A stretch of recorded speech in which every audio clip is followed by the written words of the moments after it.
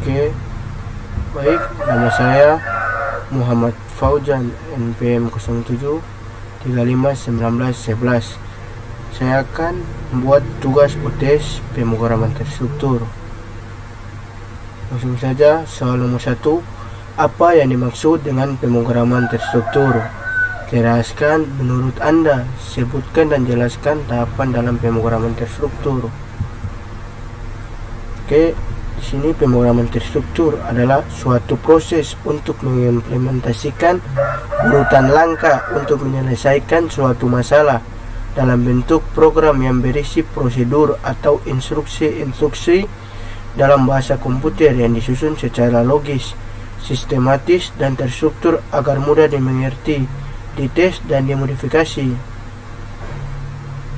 Itu pengertian dari pemrograman terstruktur. Oke, ini dia tahapan pemrograman terstruktur. 1. Definisi masalah. 2. Analisis kebutuhan. 3. Desain atau penyusun algoritma. 4. Pengkodean atau pemrograman.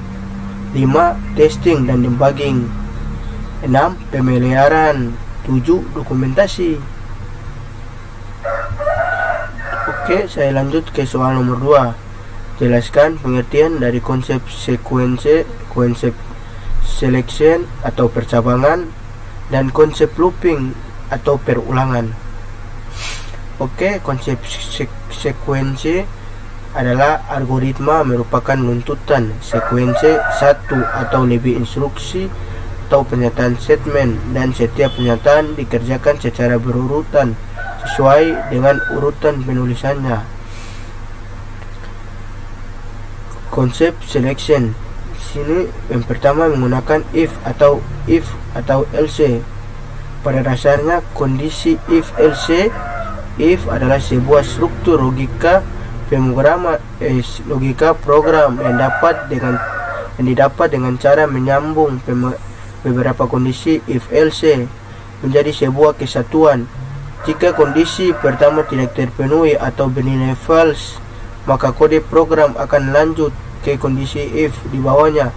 Jika ternyata tidak juga terpenuhi, akan lanjut lagi ke kondisi if di bawahnya, dan sebagai hingga blok else terakhir atau terdapat kondisi if yang bernilai true. Menggunakan switch atau case. Percabangan switch atau case sebenarnya adalah bentuk lain dari if atau else atau if. Bedanya percabangan ini menggunakan kata kunci switch dan case. Formatnya juga berbeda, tapi cara kerjanya sama. Perhatikan case 1, artinya nilai variabel yang akan dibandingkan apakah nilainya sama dengan 1 atau tidak. Konsep looping ada 3. 1. Menggunakan for loop. For loop merupakan statement control flow untuk iterasi, khususnya yang memungkinkan kode untuk dijalankan berulang. Loop ini baiknya digunakan jika mengetahui seberapa banyaknya kita akan menjalankan bagian dari kode tersebut. 2. Menggunakan while loop.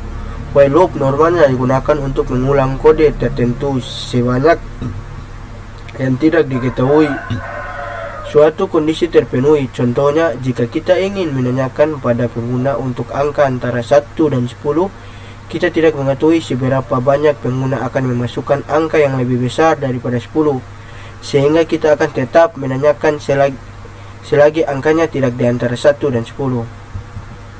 3. Menggunakan the while loop. The while loop merupakan control flow statement yang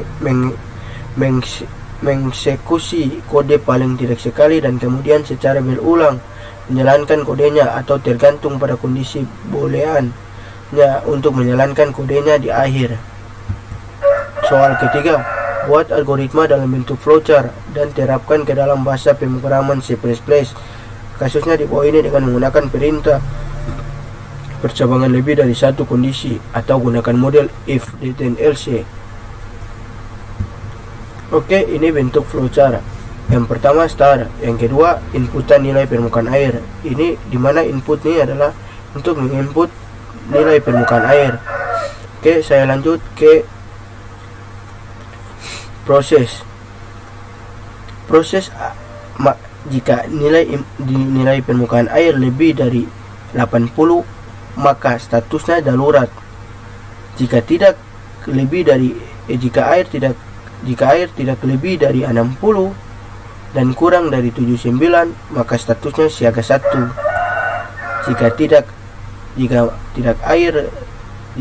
air lebih dari 45 dan kurang 59, maka statusnya siaga. Maka statusnya siaga, jadi langsung saja di status aman. Setelah proses adalah masuk status aman.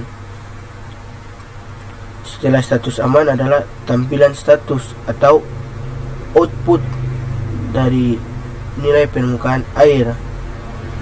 Oke, yang terakhir finish. Oke, selesai. Wabillahi taufiq wal hidayah. Wassalamualaikum warahmatullahi wabarakatuh.